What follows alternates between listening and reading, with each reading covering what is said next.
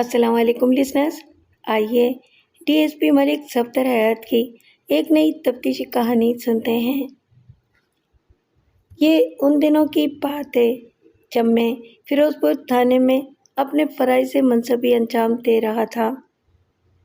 فیروز پور کی سردیاں ناقابل برداشت نہیں ہوتی تھیں، لیکن اس شام حوالات کی کوٹھی میں بھی میرے دانت بج رہے تھے۔ سردی کی وجہ گزشتہ رات کی طوفانی بارش تھی، لیکن ملزم ایک پرانی سوتی چادر میں بڑے آرام سے دیوار کے ساتھ ٹیک لگائے بیٹھا ہوا تھا۔ دوسری ریمانڈ کا آخری دن تھا۔ مجھے یقین تھا کہ اس کا وکیل مزید ڈھیل کی اجازت نہیں دے گا، اس لیے میں آخری رات ملزم پر ساری ڈگریاں آزمانے پر مجبور ہو گیا تھا۔ میرا ASI سلیمان ٹریننگ کالج سے سیدھا میرے پاس آیا تھا۔ نواب گھرانے کا بیٹا تھا، لیکن اس میں نوابی شان و شوکت کے جراثیم نہ تھے۔ اس کے سارے انداز مہذب اور مؤدب تھے۔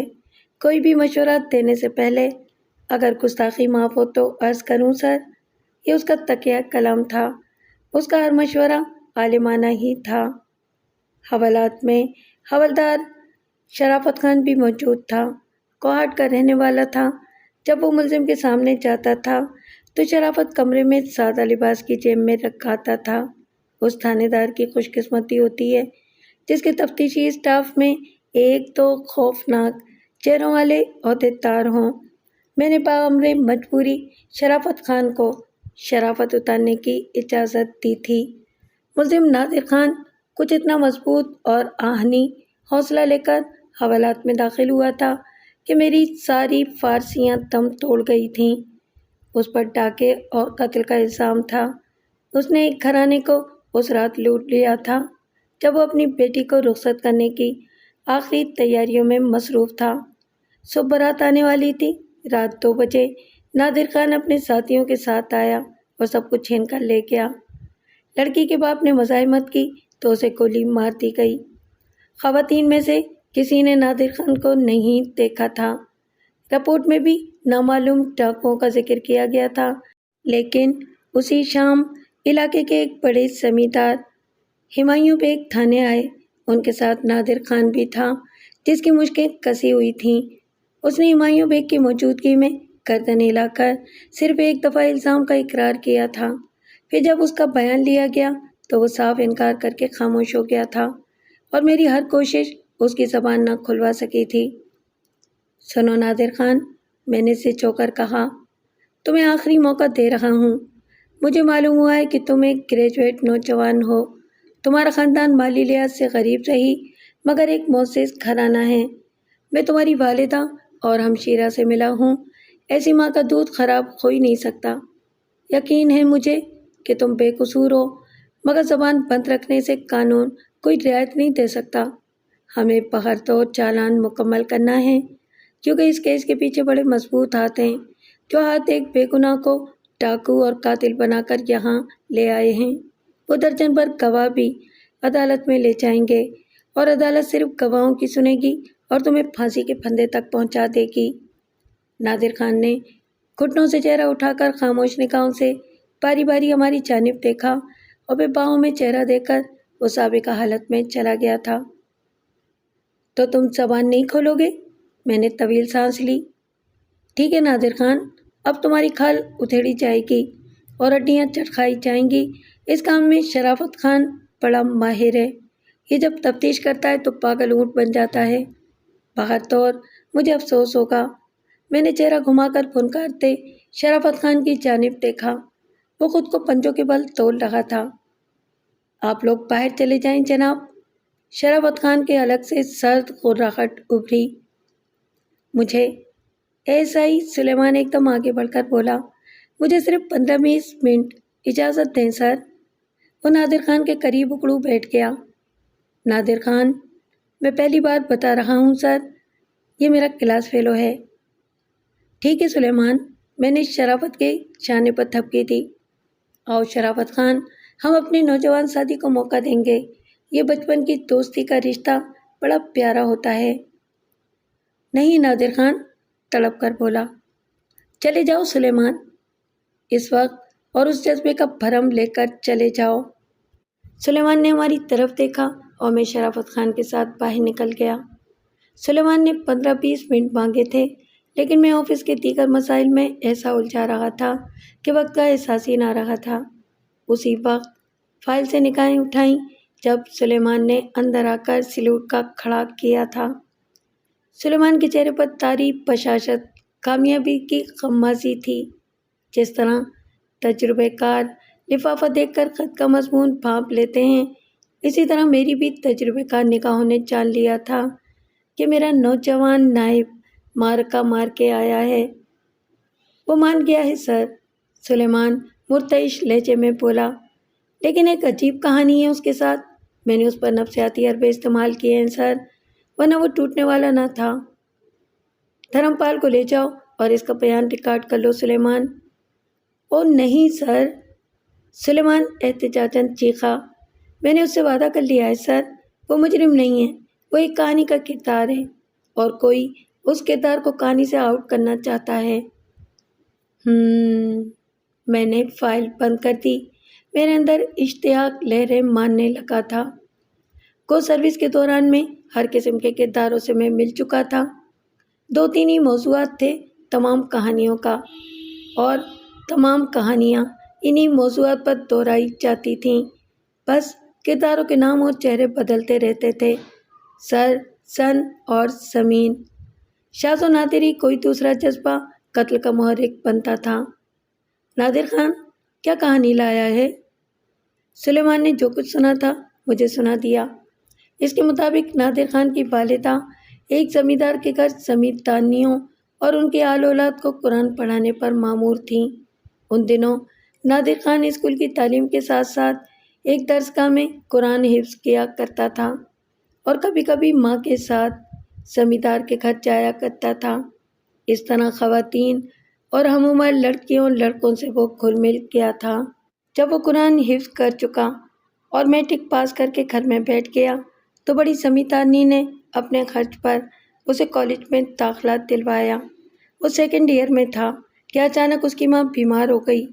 ان دنوں زمیندار کے بڑے بیٹے کی بیوی، جو اینگلو انڈین تھی، نئی نئی اسلام لائی تھی اور اسے خاندان نے قبول کر لیا تھا۔ بڑی زمیندارنی یعنی زمیندار کی والدہ چاہتی تھیں کہ بہو بیگم جتنی جلدی ہو سکے دین اسلام کی تعلیم اسے دی جائے۔ ادھر نادر کی ماں بیمار تھی، اس لیے مجبوراً نادر خان کو اجازت دے دی گئی کہ وہ کالج سے سیدھا حویلی آئے اور شام تک قرآن کا درس دیا کرے۔ نادر نے باقاعدگی سے حویلی میں جانا شروع کر دیا۔ چونکہ اسے بہو بیگم اور لڑکیوں کو پڑھانا ہوتا تھا، اس لیے اسے زنان خانے میں جانا پڑتا۔ نادر خان خوش روح تھا، غربت کی بے داغ جوانی تھی، اور پھر وہ خوشحال خان حافظ بھی تھا۔ آگ اور پانی یکجا تھے۔ نو مسلم لڑکی آمنہ بیگم پڑھتی کم اور قرآن سنتی زیادہ تھی۔ جب پانی کھولنے لگا تو نادر خان کو تپش کا احساس ہوا۔ وہ چونکا، مگر پانی نے اسے چاروں طرف سے گھیر لیا تھا۔ آمنہ بیگم خوشرو اور خوشگلو نوجوان حافظ کی دیوانی ہو چکی تھی۔ نادر خان نے پہلے کوشش کی کہ آمنہ بیگم خود ہی اپنی پوزیشن کا خیال کرے، لیکن وہ جب ہر خوف اور اخلاق کی حدیں پھلانگنے لگی تو نادر خان نے بڑی زمیندارنی کو اپنی مجبوری بتا دی۔ حویلی میں اس کی ساکھ کو تو فائدہ ہوا، مگر آمنہ بیگم کو حویلی بدر کر دیا گیا۔ بات آئی گئی ہو گئی۔ وہ دوسری لڑکیوں کو بدستور پڑھانے میں مصروف رہا تھا کہ ایک اور خوبصورت خطرے کی کھڑکی کھل گئی۔ وہ تھی زمیندار کی بڑی بیٹی عائشہ بیگم، جو شہر کے کالج میں سال اول کی طالبہ تھی۔ وہ طوفان ایسا تھا جس نے نوجوان حافظ کی بھی مت اور ہمت کو جڑوں سے اکھیڑ دیا تھا۔ عائشہ بیگم کی تجویز پر وہ گاڑی جو اسے کالج سے لاتی تھی، حافظ صاحب کو بھی کالج سے لانے لگی تھی۔ اس طرح طالب و مطلوب کو حویلی کی گھٹی گھٹی فضا سے باہر بھی ملنے اور باتیں کرنے کا خاصا وقت ملنے لگا۔ جس طرح خوشبو چھپانے سے نہیں چھپتی، اسی طرح ان کی چاہت بھی اڑتی اڑتی حویلی کی اونچی دیواریں پھاندتی پہلے خواتین کے کانوں تک گئی، اور پھر جب عشق پر خواتین کا زور نہ چلا تو بات بڑے زمیندار تک پہنچائی گئی تھی۔ ڈرائیور دونوں کا امراض اور کچھ ہمدرد بھی تھا۔ اس نے نادر خان کو حویلی کے مرتانے میں پھنکارتے خطرے سے آگاہ کرتے ہوئے مشورہ دیا کہ کچھ دنوں کے لیے اسے گاؤں سے دور رہنا چاہیے۔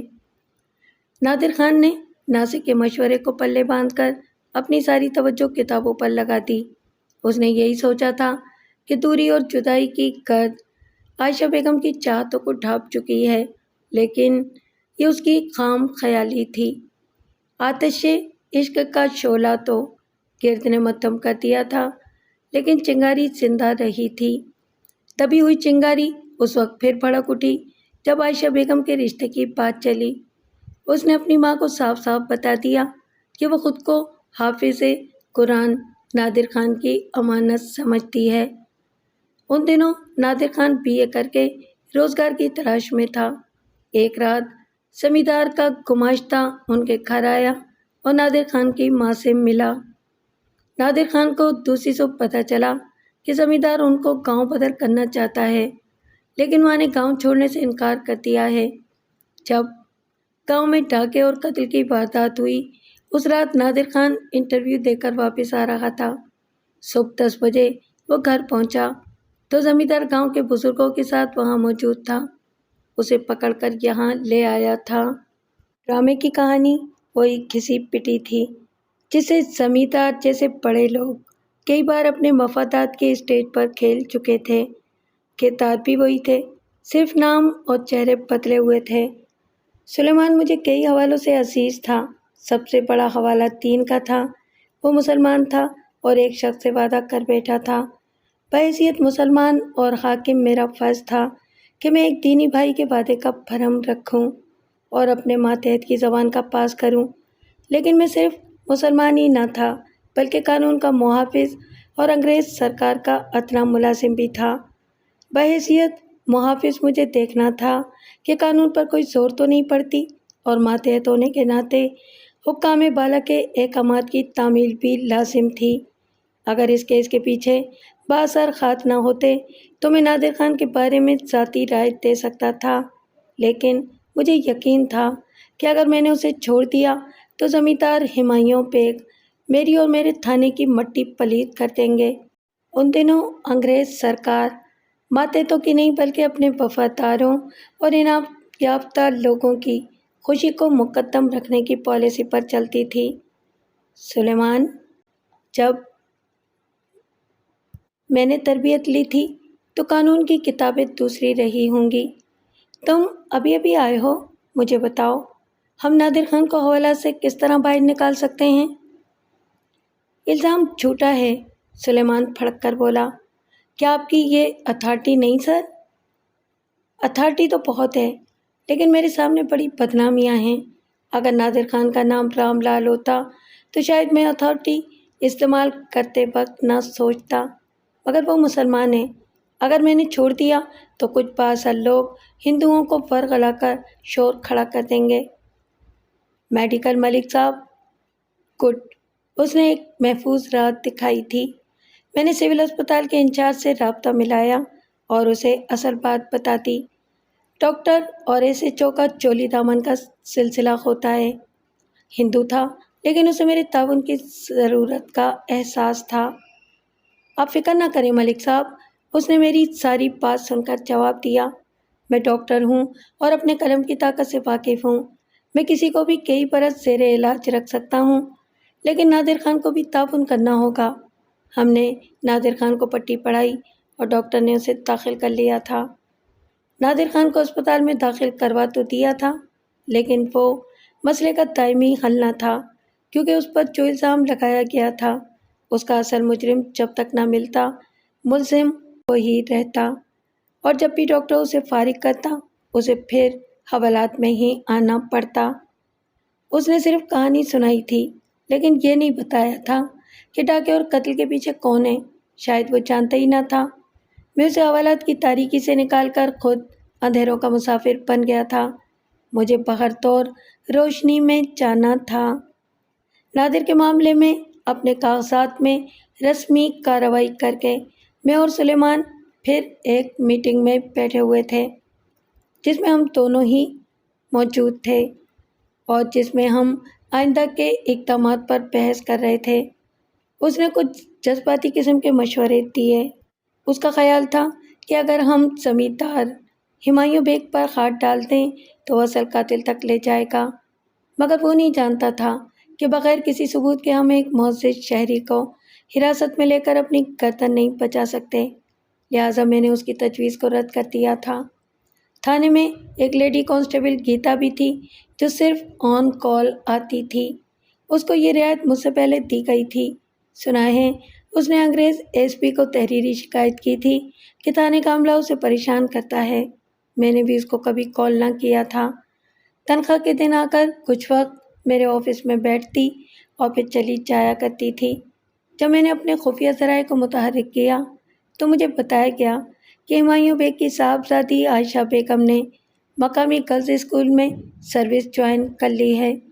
سرکاری حیثیت میں عائشہ بیگم سے رابطہ قائم کرنا تو بات کو کھولنے کے مترادف ہوتا اور بات کھل جاتی۔ گیتا اپنی چھوٹی بہن کو ساتھ لے گئی تھی۔ وہ شام 4 بجے واپس آئی، لیکن میں نے بڑی ترش آواز میں آفس میں داخل ہونے سے اسے روک دیا تھا۔ وہ بیچاری میرے ناروا سلوک پر بھونچکی رہ گئی ہوگی، لیکن میں مجبور تھا۔ میرے سامنے والی کرسی پر عائشہ بیگم کے والد محترم ہمایوں بیگ بیٹھے ہوئے تھے۔ ان کو بھی کسی نے بتا دیا تھا کہ نادر خان کو حوالات کے گندے، ٹھنڈے اور تنگ کمرے سے نکال کر اسپتال کے ایک پرائیویٹ روم میں نرم و گداز بستر پر لٹا دیا گیا ہے۔ وہ بے حد گرم تھے اور ایک قاتل کو طبی سہولتیں دینے پر برہم ہو گئے تھے۔ جناب والا، میں نے ان کو جواب دیا تھا، نادر خان ابھی ملزم ہے، جبکہ انگریز بہادر کا بنایا ہوا قانون ایک مجرم بلکہ قیدی کو بھی طبی سہولتیں دینے کی رعایت دیتا ہے۔ ہاں، ہمایوں بیگ زور دے کر بولا، لیکن نادر بیمار نہیں ہے، وہ تفتیش سے بچنا چاہتا ہے۔ اس کی ماں نے اپنے بھائیوں کو اطلاع دے دی ہے، وہ ان کی آمد تک زبان بند رکھنا چاہتا ہے۔ شاید اس کا خیال ہے کہ وہ لوگ آ کر اس کے لیے ماہر وکیل کی خدمات حاصل کر لیں گے۔ کیا آپ نہیں چاہتے کہ اسے یہ حق ملے؟ میں صرف یہ چاہتا ہوں کہ ایک قاتل کو جلدی سزا ملے۔ دیکھیے جناب، میں نے غصے کی پھنکار کو دبا کر ملائم لہجے میں کہا، جب تک کسی پر جرم ثابت نہیں ہوتا ہم اسے مجرم قرار نہیں دے سکتے۔ میں جائے حادثہ پر گیا تھا۔ میں نے مقتول کے خاندان سے بھی فرداً ملاقاتیں کی ہیں، پڑوسیوں سے بھی پوچھ گچھ کی ہے، لیکن کسی ایک نے بھی وثوق کے ساتھ نادر خان کا نام نہیں لیا۔ وہ لوگ صرف 4-5 بندوں کا ذکر کرتے ہیں، بالفاظ دیگر کوئی چشمدید گواہ نہیں ہے۔ اور وہ جو 5 گواہ ہیں، ہمایوں بیگ گرجنے لگا، کیا نادر خان واردات کرنے کے بعد وہاں لوگوں سے اپنا تعارف کرواتا کہ دیکھو میں نادر خان ہوں؟ ان گواہوں کو بھی عدالت میں وکیل صفائی ایک ہی شہادت پر توڑ دے گا۔ کیا وہ جھوٹے ہیں؟ دیکھیے جناب، میں نے اسے ٹھنڈا کرتے ہوئے کہا، میں وکیل نہیں ہوں، مگر ایک طویل مدت اس دشت میں گزار چکا ہوں۔ گواہوں کے بیانات میرے ریکارڈ میں بھی ہیں۔ میاں بیوی نے نادر خان کی آواز سے اسے پہچانا تھا، جبکہ ان کا بیان ہے کہ وہ 20-30 قدم دور جھاڑیوں میں تھے اور ڈاکو سرگوشیوں میں باتیں کر رہے تھے۔ فاصلہ اور مدھم آواز کو وکیل شک کی بنیاد بنا لے گا اور باقی تینوں گواہ راستے میں اسے ایک ساتھ ملتے ہیں۔ چاند غروب ہو چکا تھا۔ ایک کا بیان ہے کہ اس نے قد سے نادر کو پہچان لیا تھا اور دوسرے نے گواہی میں بیان دیا ہے کہ ہمارے پاس ٹارچ تھی، جبکہ تیسرے نے ٹارچ یا روشنی سے لا علمی کا اظہار کیا ہے۔ یہ ریکارڈ کیا عدالت نہیں دیکھے گی؟ کیا؟ ہمایوں بیگ کی ساری اکڑ فوں گیلے کاغذ کی طرح چرمرا سی گئی۔ انسپکٹر، کیا واقعی ان لوگوں نے ایسی حماقتیں کی ہیں؟ جی ہاں جناب، میں نے اس بات میں گردن ہلائی اور آگے جھک کر کہا، ان گدھوں کو گواہی کے لیے کسی اناڑی نے تیار کیا ہے یا اجلت میں ان کو گائیڈ نہیں کیا گیا۔ اب کچھ ہو سکتا ہے انسپکٹر؟ ہونے کو کیا نہیں ہو سکتا، لیکن ہوگا نہیں۔ کیوں نہیں ہوگا؟ ہمایوں بیگ بولا، میں اپنے گاؤں کے امن اور سلامتی کے لیے بہت کچھ دے سکتا ہوں۔ مقتول میرا مظاہر تھا، اس کی سلامتی کا میں ذمہ دار تھا۔ اگر میں نے مٹھی بند رکھی تو کل دوسرے گاؤں میں بھی ایسی واردات ہو سکتی ہے۔ اس نے گردن موڑ کر پیچھے دیکھا، پھر وہ میری جانب جھک گیا۔ گواہوں کے بیانات تبدیل کر دو انسپکٹر، فی گواہ 1000 میں دوں گا۔ نادر خان بھی آپ کے خاندان کا خدمتگار رہا ہے جناب۔ میں نے اس کی بات سنی انسنی کرتے ہوئے کہا، اس کا خاندان بھی آپ کے گاؤں میں آباد ہے؟ آپ بہت کچھ جانتے ہیں۔ وہ چونکا۔ سنو انسپکٹر، وہ قاتل ہے اور میں قاتل کی سابقہ خدمات کو مد نظر رکھ کر ظالم کی حمایت نہیں کر سکتا۔ یہ فیصلہ وقت اور عدالت کو کرنے دیں کہ ظالم کون ہے۔ میں نے کہا، آپ کو میں یقین دلاتا ہوں، میں اپنی قانونی اور ذاتی صلاحیتوں کو بروئے کار لا کر ظالم کو قرار واقعی سزا دلوانے کی پوری کوشش کروں گا۔ میری پیشکش کے بارے میں کیا خیال ہے؟ معذرت، یعنی انکار؟ وہ پھنکارنے لگا۔ سوچ لو ملک۔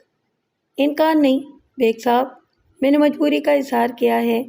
وہاں گاؤں کے درجنوں گواہوں کے سامنے 5 گواہوں کے بیانات قلم بند ہوئے تھے۔ میں بیانات بدلنے کا خطرہ مول نہیں لے سکتا۔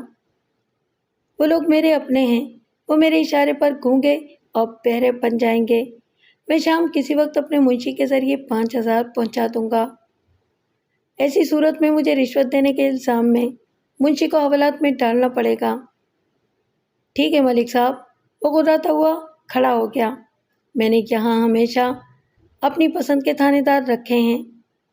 ٹھیک ہے جناب، جس دن آپ کا پسندیدہ انسپکٹر آئے گا میں خاموشی سے چارج دے دوں گا۔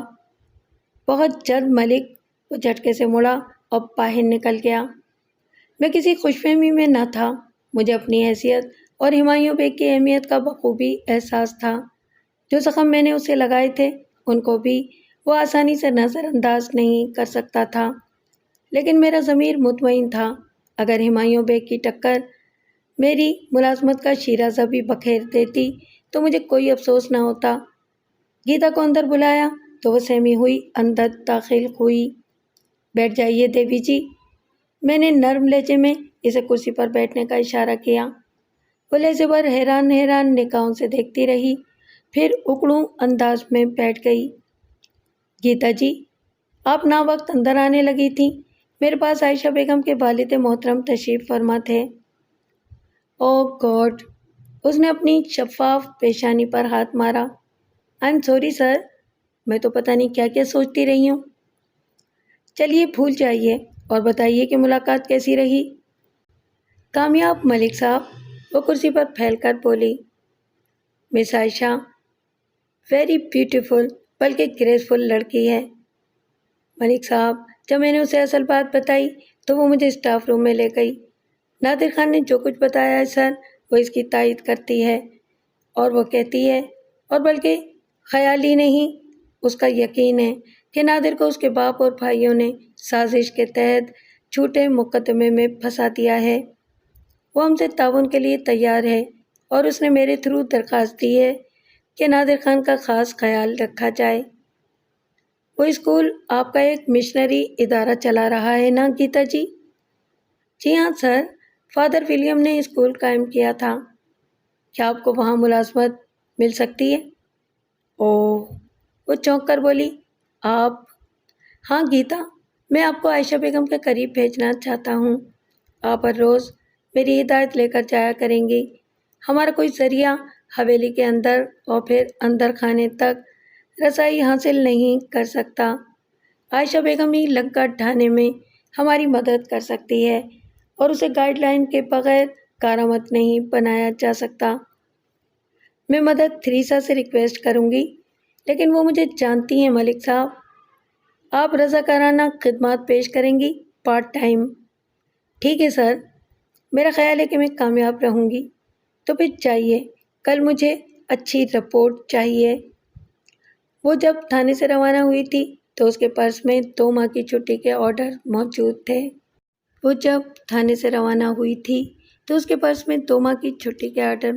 تھے۔ ہر تھانے کی سیل میں ایک آدھ ریٹائرڈ بدماش بھی ہوتا ہے۔ میں نے ایک چغل خور کو تھانے بلایا۔ اس کا نام مکھن خان تھا۔ کسی وقت وہ رسہ گیروں کا سرکنار رہا تھا، پھر پولیس مقابلے میں ایک ٹانگ سایہ کر بیٹھا تو سال 6 ماہ اسپتال میں گزار کر سیدھا تھانے دار کے پاس آیا تھا۔ کچھ عرصے تھانے دار کا حقہ کرم کرتا رہا تھا۔ تھانے میں اس نے نفع بخش پیشہ اختیار کر لیا تھا۔ پہلے پہل تھانے دار کو اسٹاف کی چغلیاں لگاتا تھا اور پھر رجسٹرڈ مخبر بن گیا تھا۔ مکھن خان نے مجھے ایک سکھ سوہن سنگھ کا پتہ دیا تھا۔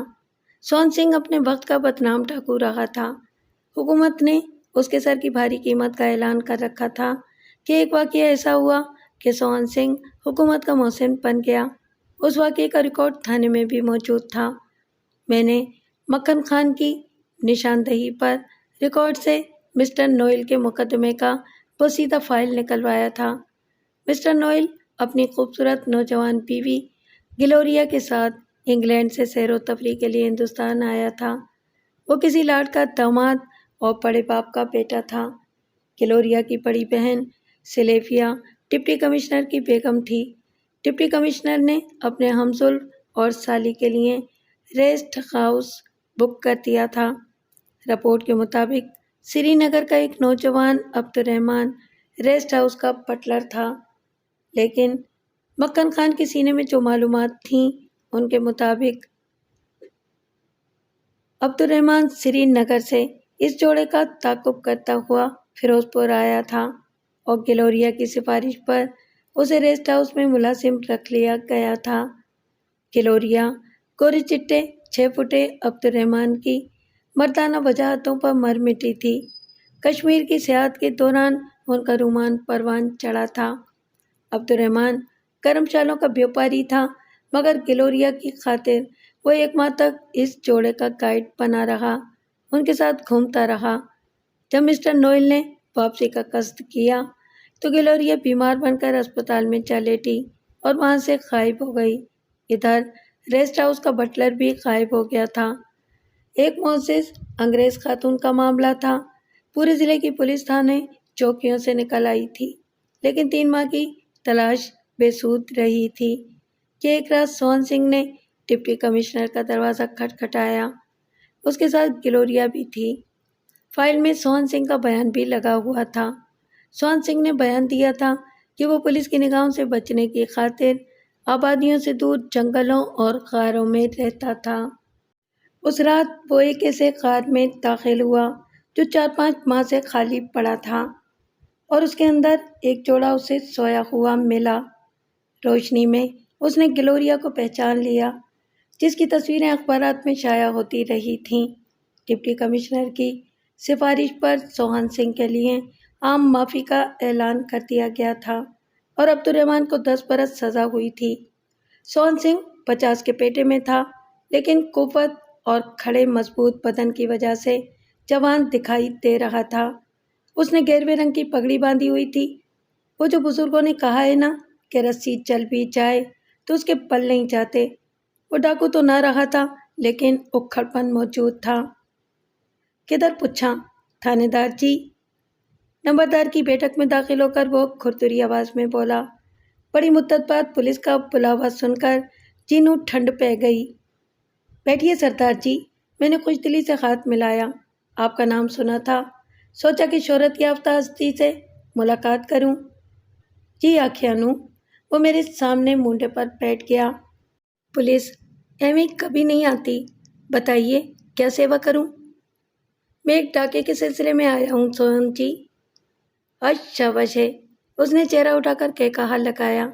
جی خوش کر دیا آپ نے، پر افسوس ہے آپ انو گرو کے پاک استان پر جا کر وچن دیا تھا جو آج تک قائم ہے۔ بندہ دنیا کے قانون سے تو جھوٹ بول جاتا ہے، کال دے کر مکر جاتا ہے، لیکن رب کا قانون بندے کو تھام پر بند دیتا ہے۔ میں آپ کے سابقہ تجربے کی روشنی پوچھنے آیا ہوں سردار جی۔ بندہ کسی مجبوری کے تحت پیشہ تو چھوڑ سکتا ہے، مگر پیشے سے دلچسپی برقرار رہتی ہے۔ علاقے کے بڑے زمیندار نے ایک بے گناہ نوجوان کو پھنسا دیا ہے۔ میری تحقیق نے اسے بری کر دیا ہے، مگر میں قانون کا پابند ہوں، اس بے گناہ کو چھوڑ نہیں سکتا۔ آپ انصاف کی خاطر میری رہنمائی کریں۔ ورنہ ایک معصوم زندگی سازش کی بھینٹ چڑھ جائے گی۔ سون سنگھ نے کبھی یار ماری نہیں کی، لیکن آپ نے بات انصاف اور بے گناہی کی کر دی ہے۔ گڑ بچنے کو دیکھ لو، آج کل علاقے میں اس کا بڑا ٹھیکہ ہے۔ آپ کچھ نہیں کرتا، لڑکے بالوں سے وارداتیں کرواتا ہے، پستہ الف میں ہے۔ ہاں میں اسے جانتا ہوں، میں نے بتایا۔ اور کوئی شخص جو معاوضے پر ایسے کام کرتا ہو؟ ایک ہے نا، مانا ماچھی، پیسے لے کر ماں کے قسم کو بھی کوٹ دیتا ہے۔ کہاں ملے گا؟ اگر کوئی واردات بک نہ ہو تو اپنی معشوقہ جانو طوائف کے کوٹھے پر دارو پی کر پڑا رہتا ہے۔ پر آپ کا وردی میں وہاں جانا ٹھیک نہیں، میں اسے تھانے بھیج دوں گا۔ میں نے اپنی ڈائری میں گڑبچن سنگھ اور مانا ماچھی کے نام درج کیے اور سون سنگھ کے ساتھ اس گاؤں سے نکل آیا۔ وہ گاؤں بھی ہمایوں بیگ کی عملداری میں آتا تھا۔ 2 دن میں ایک بلوے کی واردات میں مصروف رہا۔ بلوے میں 30 افراد زخمی ہو گئے تھے، 5 ایک پارٹی کے اور 25 دوسری پارٹی کے۔ فساد کی وجہ ایک مغویہ تھی۔ گلزار نامی نوجوان 7 والے گاؤں کی لڑکی لے آیا تھا۔ اس نے شادوں کو اس وقت جبراً اغوا کیا تھا جب وہ اپنے خامد کے ساتھ کھیتوں میں کام کر رہی تھی۔ شاداں پہلے گلزار کی منگیتر تھی، لیکن بعد میں کسی تنازع پر دونوں گھرانوں کے درمیان اختلافات ہو گئے تھے اور شاداں کی شادی دوسری جگہ کر دی گئی تھی۔ اسے گلزار سے محبت تھی، نہ موجودہ خامد سے کوئی دلی لگاؤ تھا۔ وہ تو بے زبان گائے کی طرح والدین کی مرضی پر سر جھکانے والی مخلوق تھی۔ گلزار اپنے گاؤں کے چند دوستوں کے ساتھ پہلے گاؤں گیا۔ شاداں وہاں نہ تھی۔ پھر وہ کھیتوں میں گئے اور شاداں کے خامد کو زد و کوب کر کے شادوں کو اٹھا لے گئے تھے۔ جواباً شاداں کے سسرالی گاؤں والوں نے اپنی ناک اور پگڑی کو حملہ کر کے بچایا تھا۔ مجرم دونوں پارٹیاں تھیں۔ گلزار نے ایک کی منکوہ کو جبراً اغوا کرنے کا جرم کیا تھا اور دوسری پارٹی نے قانون اپنے ہاتھ میں لے کر گاؤں پر حملہ کیا تھا۔ میں نے دونوں پارٹیوں کے سرکردہ لوگوں کو گرفتار کر لیا تھا۔ شام 5 بجے موہن سنگھ تھانے میں آیا۔ اس کے ساتھ ایک برقع پوش عورت بھی تھی۔ اس وقت میرے آفس میں فسادی پارٹیوں کے سفارشی آئے ہوئے تھے۔ وہ لوگ بذریعہ جرگہ راضی نامے کی خبر لائے تھے اور چاہتے تھے کہ میں نامکمل چالان عدالت میں پیش کر دوں تاکہ وہ راضی نامہ داخل کرا کے کیس خارج کروا سکیں۔ میں نے سون سنگھ کو دوسرے کمرے میں بیٹھنے کا پیغام دیا اور ان لوگوں سے فارغ ہو کر دونوں کو بلوایا۔ عورت نے اندر آ کر بڑی بے پرواہی سے نقاب الٹ دیا تھا۔ وہ نکھرے رنگ اور بھوری بڑی بڑی روشن آنکھوں کی مالک تھی۔ یہ جانو ہے، سون سنگھ نے تعارف کروایا۔ درشن کرنے آئی ہے؟ بڑی مہربانی ہے ان کی۔ میں نے ان کو بٹھا دیا، ورنہ تھانے میں تو ہم ہتھکڑیاں لگا کر بمشکل لاتے ہیں۔ مجھے آپ کا انتظار تھا، جانو شیریں لہجے میں بولی۔ آپ سے پہلے تھانے دار میری خیر خبر رکھتے تھے۔ مجھے معنی کی زبانی معلوم تو ہوا تھا کہ نیا تھانے دار دوسری ٹائپ کا ہے۔ چلو چھوڑو، اصل بات کرو۔ سون سنگھ بول پڑا۔ تھانے دار کو مانا چاہیے۔ میں نے تمہیں بتایا ہے کہ وہ منموجی آدمی ہے، جانو تڑک کر بولی۔ میں اس کی تنخواہ دار ہوں، وہ میرا پابند تو نہیں ہے۔ جی چاہے اس کا تو 10 دن پاؤں میں پڑا رہتا ہے، نہیں آتا تو ہفتوں جھانک کر بھی نہیں دیکھتا۔ کب سے نہیں آیا؟ میں نے پوچھا۔ آخری بار رواں ماہ کی 25 تاریخ شام 7 بجے آیا تھا۔ رات میرے پاس ہی تھا، لیکن جب میری آنکھ کھلی تو وہ بندوق چیک کر رہا تھا، پھر خاموشی سے نکل گیا تھا۔ اس وقت رات کا کون سا پہر تھا؟ 1 بجنے میں کچھ وقت باقی تھا۔ میں نے دیوار پر لگا گھڑیال دیکھا تھا، جانو نے بتایا۔ میرا خیال تھا کہ صبح ہو گئی ہے۔ پھر اس کے بارے میں کوئی خبر؟ اس کا دوست ناجا آیا تھا بتانے کہ مانا ایک کام سے شملہ چلا گیا ہے۔ 25 تاریخ رات 2 بجے وہ واردات ہوئی تھی جس کے الزام میں نادر خان گرفتار تھا۔ اگر جانو کا بیان اور یادداشت درست تھی تو ڈاکے میں مانا ہی ملوث تھا۔ سون سنگھ کی اطلاع کے مطابق وہ معاوضے پر ہر واردات کر سکتا ہے۔ کڑیاں جڑ گئی تھیں۔ ہمایوں بیگ نے ایک تیر سے 2 شکار کرنے کا منصوبہ بنایا تھا اور مانے کو معاوضے پر حاصل کر لیا تھا۔ ایک اطلاع تھی کہ مقتول فرمان علی مدت سے ہمایوں بیگ کی آنکھوں میں چھپ رہا تھا۔ سر چھوٹو رام کی اصلاحات کا فائدہ اٹھاتے ہوئے فرمان علی نے دستاویزی ثبوت دے کر 25 بیگھہ زمین پر اپنا موروثی حق حاصل کر لیا تھا۔ وہ گاؤں میں واحد شخص تھا جو ہمایوں بیگ کو بٹائی ادا نہیں کرتا تھا، اور اس نے ہمایوں بیگ کی ذیل سے باہر کے گاؤں سے چند خاندانوں کو اپنی زمینوں کی کاشت کے لیے اپنے گھر کے ارد گرد بسائے ہوئے تھے۔ دوسری اطلاع یہ بھی تھی کہ ہمایوں بیگ کا ایک بیٹا جو پرائمری پاس نہ کر سکا تھا، فرمان علی کی تعلیم یافتہ بیٹی رضیہ سلطانہ پر عاشق تھا، اور ہمایوں بیگ نے اپنے عیاش اور غبی بیٹے عارف بیگ کے لیے فرمان علی سے رضیہ کا رشتہ طلب کیا تھا، مگر فرمان علی نے دو ٹوک انکار کر دیا تھا۔ ان تمام کڑیوں کو جب میں نے ترتیب دیا تو زنجیر مکمل ہوتی ہوئی دکھائی دینے لگی تھی۔ میرے پاس کوئی ثبوت نہ تھا، اور مفروضے پر میں اتنے بڑے قاطع کی دم مروڑنے کی حماقت نہیں کر سکتا تھا۔ اس کی ایک لات میرے لیے ناقابل برداشت ہوتی۔ جانو کو میں خود گیٹ تک رخصت کرنے گیا تھا۔ اس نے وعدہ کیا تھا کہ جو ہی مانا آئے گا وہ اطلاع کر دے گی، لیکن میں ایسے وعدوں پر اعتماد کرنے والوں میں نہ تھا۔ وہ مانے جیسے خطرناک درندے کو ایک تھانے دار کی خاطر ناراض کرنے کی جرات نہیں کر سکتی تھی۔ یہی وجہ رہی تھی کہ میں نے جانو کے ڈیرے کی نگرانی شروع کرا دی۔ تو سادہ لباس والے دن رات ڈیوٹی بدلتے رہتے تھے۔ سوہن سنگھ ایک اور جواز دے گیا تھا، اور میں نے فیصلہ کرنے میں دن رات سوچا تھا۔ مانے کا نائب نواز عرف ناچا اپنے اڈے پر باقاعدہ جوا کرواتا تھا۔ میرے اسٹاف کے 3 آدمی بکے ہوئے تھے۔ ان تینوں کے چہرے بھی سوہن سنگھ ہی بے نقاب کر گیا تھا۔ انہی کی وجہ سے ماضی میں جس تھانے دار نے مانے کے اڈے پر ریڈ کیا تھا، شرمندگی اٹھانی پڑی تھی۔ بلکہ ایک دفعہ مانے نے ایس ایچ او خرنام سنگھ پر ہتک عزت کا دعویٰ بھی دائر کر دیا تھا۔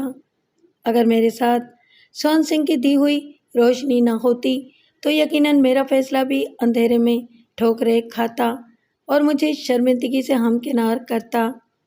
میں نے نوجوان نائب سلیمان اور 3 دوسرے ماتحتوں کو ساتھ لیا اور روز نامچے میں اطلاع ڈال کر رات 10 بجے تھانے سے نکل گیا تھا۔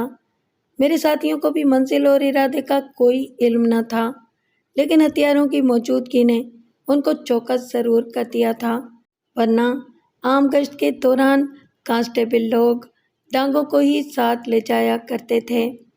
سوہن سنگھ بہترین معاون ثابت ہوا تھا۔ میری درخواست پر ہی وہ جوا کھیلنے اڈے میں داخل ہوا تھا۔ اس کے چند سابقہ وفادار ساتھی بھی اڈے میں تھے۔ اسی کے کسی ساتھی نے چھت پر پوزیشن سنبھال رکھی تھی۔ جب اندر بازار گرم ہوا تو اس نے ٹارچ کی روشنی سے ریڈ کا اشارہ دیا تھا، اور دوسرے کسی شخص نے عقبی چور دروازہ بھی کھول دیا تھا۔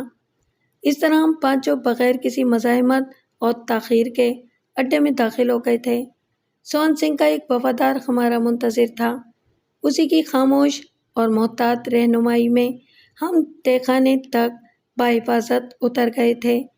اندر کی فضا دھواں دھار تھی اور 10 آدمی ٹکڑیوں میں جوا کھیل رہے تھے۔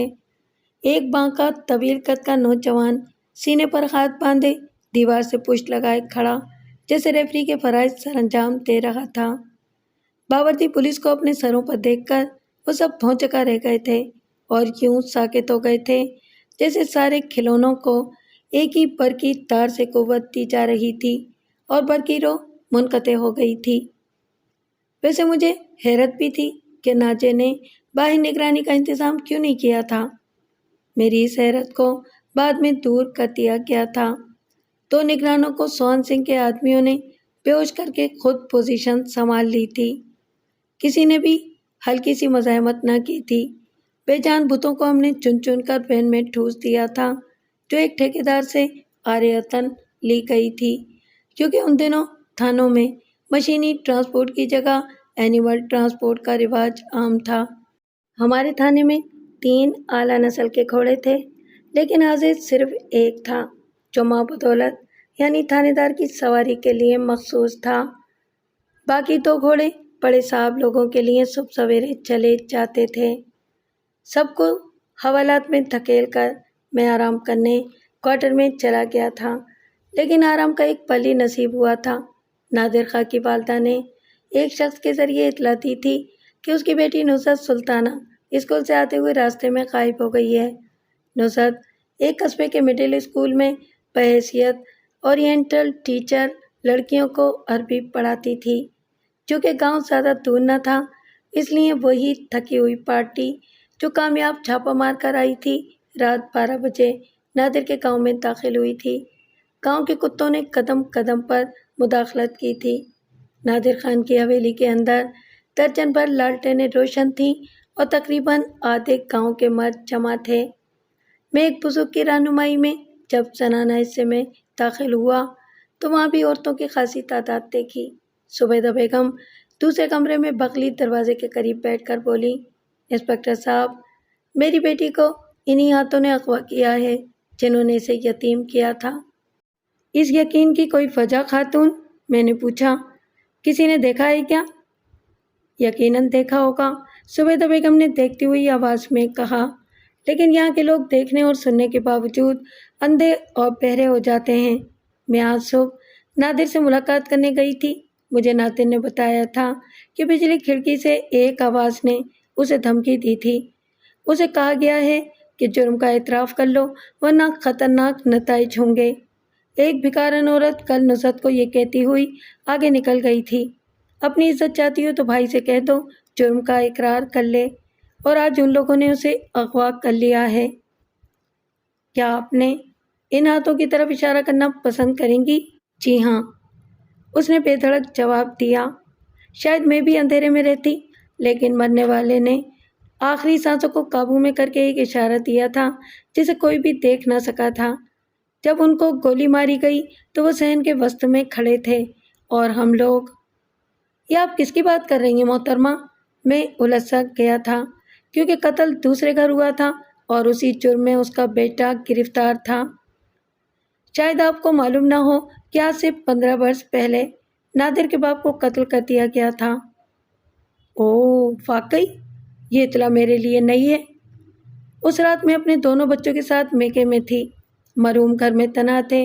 कल नुसरत को एक डायरी बड़े संदूक के पीछे से मिली। डायरी की जिल्द और कुछ फर्क खून आलूद हैं। खून का रंग अब मटियाला हो चुका है। डायरी के पहले सफ़े पर खून से एक नाम मुकम्मल लफ्ज़ हुमा सब थे। बाकी सफ़े पर 4 मोटी और भद्दी खून की लकीरें हैं।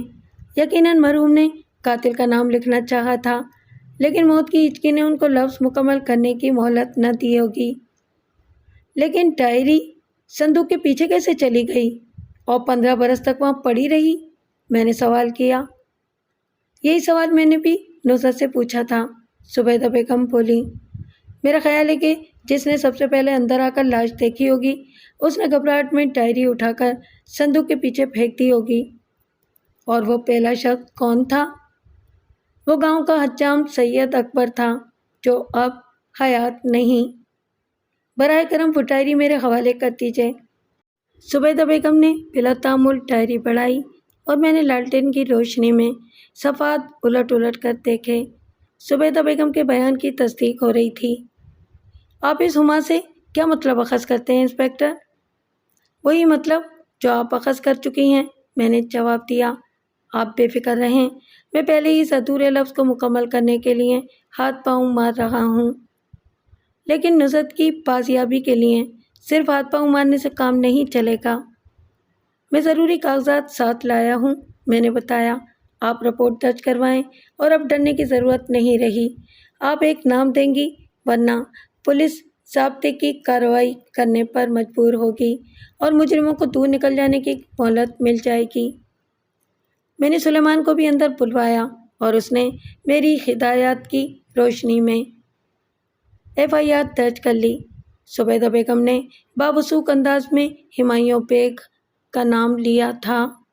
अभी सुबह कासिब के आसार भी मत्थम थे कि हम हिमायूं बेग की मज़ाफ़ाती हवेली के सामने जा उतरे, क्योंकि संग मील से ही हमें बताया गया था कि इन दिनों हिमायूं बेग कटाई की निगरानी करने बनफ़्से नफीस आबाई हवेली में मुकीम है। हवेली का गेट बंद था। अंदर कुत्ते और रातें दौड़ रहे थे। اس لیے میں نے سلیمان کو دیوار پھاندنے کی اجازت نہ دی تھی۔ حالانکہ میں نے کوئی لحظہ ضائع نہ کرتے ہوئے تلاشی کا پروانہ اتھارٹی مجاز سے حاصل کر لیا تھا۔ اس کی روح سے ہم بغیر اجازت حویلی میں داخل ہونے کے مجاز تھے، لیکن وہ پروانہ ہم قراتے کتوں کو دکھا کر راستہ نہیں مانگ سکتے تھے۔ اس لمحے جب ہم کسی انسان کی بیداری کا انتظار کر رہے تھے کہ پہلا شخص بیدار ہوا جس نے آزاد کتوں کو کہیں باندھ دیا تھا۔ پھر گیٹ کھلا۔ ادھر گاؤں کی مسجد سے مؤذن فجر کی اذان وجد آفری آہنگ میں پرسکوت فضا میں بکھیرنے لگا تھا۔ وہ اللہ کا بندہ نماز ادا کرنے جا رہا تھا کہ ہم سرکاری بندوں نے اسے روک لیا تھا اور پھر اس کے ساتھ حویلی میں داخل ہوئے تو کھوپڑی گھوم گئی۔ حویلی کے سارے کمرے مقفل تھے، صرف ملازم پیشہ لوگ موجود تھے۔ بتایا گیا کہ ہمایوں بیگ منڈی کا بھاؤ معلوم کرنے شہر واپس چلے گئے ہیں۔ بھاگم بھاگ ان کی شہری حویلی میں داخل ہوئے۔ ہمایوں بیگ نے ہمارا استقبال ڈرائنگ روم میں کیا اور ہم ڈھیلی ڈھیلی نانا کرتے رہے، مگر اس نے ہمارے لیے تگڑے ناشتے کا آرڈر دے دیا۔ میں نے اسے FIR کے بارے میں بتایا تو وہ لہجہ بھر ہونٹ چباتا رہا تھا۔ دیکھو انسپکٹر، اس نے کمال ضبط سے غصے پر قابو پا کر ٹھہرے ہوئے لہجے میں کہا، میں گیدڑ نہیں ہوں، میرا ماضی بے داغ بھی نہیں ہے، لیکن میں نے مد مقابل کو ہمیشہ للکار کر مارا ہے۔ یہ لڑکیاں اغوا کروانا، نہیں انسپکٹر، میں اسے گھٹیا کام نہیں کیا کرتا۔ زبیدہ بیگم نے میرا نام لیا ہے، وہ حق بجانب ہے۔ میں نے علاقے میں امن و سلامتی کی خاطر اس کے بیٹے کو قانون کے حوالے کر دیا ہے۔ ظاہر ہے وہ مجھے اپنا دشمن ہی سمجھے گی، لیکن میں صرف افسوس نہیں کروں گا بلکہ زبیدہ کی بیٹی کو تلاش کرنے میں اپنے سارے وسائل اور ذرائع بھی استعمال کروں گا۔ مجھے صرف 2 دن کی مہلت دو۔ اگر اسے اغوا کرنے والا اس علاقے سے تعلق رکھتا ہے تو 2 دنوں میں اسے قانون کے حوالے کر دوں گا۔ یہ میرا وعدہ ہے انسپکٹر۔ میں نے لہجہ بھر توقف کیا اور سوچا اور فیصلہ وقت کے حق میں دے دیا۔ مجھے امید تھی کہ ہمایوں بیگ پولیس کی نگاہوں میں اپنی ساکھ قائم رکھنے کی خاطر مغویہ کو واپس کر دے گا۔ میں صرف ہمایوں بیگ کے وعدے پر ہی تکیہ کر کے بیٹھ نہیں گیا تھا۔ میں نے ریلوے اسٹیشن اور اڈوں کی ناکہ بندی کر دی تھی، تھانے سے متعلقہ مخبروں کی خدمات بھی حاصل کر لی تھیں۔ سلیمان سادہ لباس میں ہمایوں کے 3 بیٹوں پر نگاہ رکھے ہوئے تھا۔ اس کے باوجود میں پریشان تھا۔ رات اور دن بیت گئے تھے، کوئی اطلاع اور امید کی کرن مجھ تک نہ آئی تھی۔ شام 4 بجے گیتا آئی۔ وہ ٹانگے میں آئی تھی اور بڑی عجلت میں اتری تھی۔ میں تھانے کے احاطے میں ٹہل رہا تھا۔ حوالات سنتری کے علاوہ تھانے میں کوئی ملازم نہ تھا، سب کو نصرت کی تلاش پر لگا رکھا تھا۔